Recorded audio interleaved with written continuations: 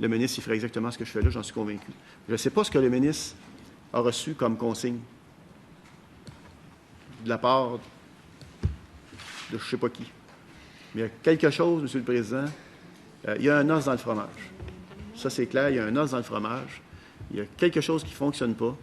Que le ministre ne veuille pas inscrire une simple définition dans le projet de loi, pour ma part, non seulement c'est incompréhensible, ça c'est une chose, mais pour ma part, c'est inacceptable.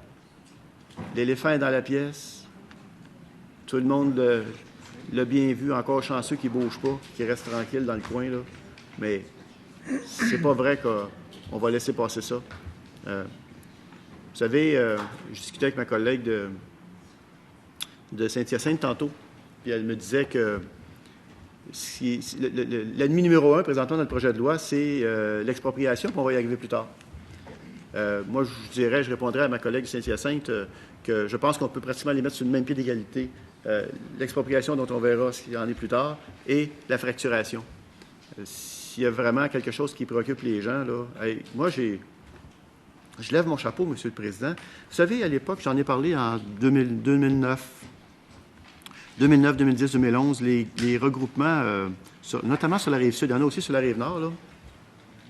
Mais les gens qui sont battus contre les gaz de schiste à l'époque, à un moment donné, ça l'a comme un peu... tu sais, les gens auraient pu penser, bon, ben ils ont compris, puis ils ne reviendront pas à la charge, vous savez. C'est un peu ça qui est... Mais non, les gens ont été très prudents. Ils n'ont pas baissé les bras, M. le Président, puis ils sont sur leur garde, puis ils ont drôlement raison d'être sur leur garde.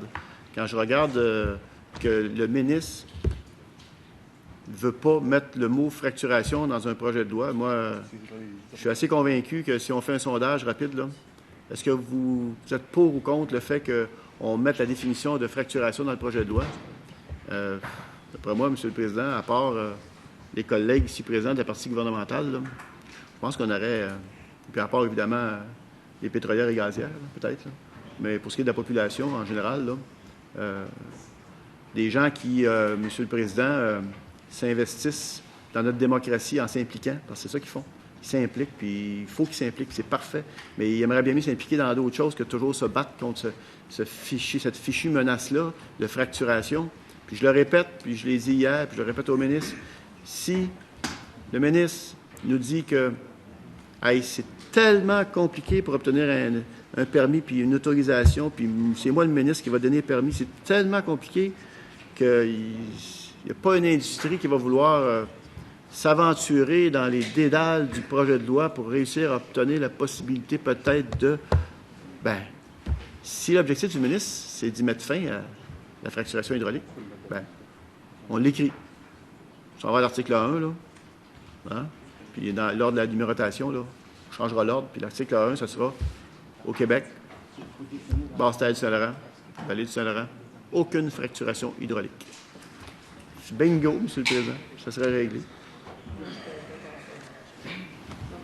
Monsieur le ministre, souhaitez-vous réagir?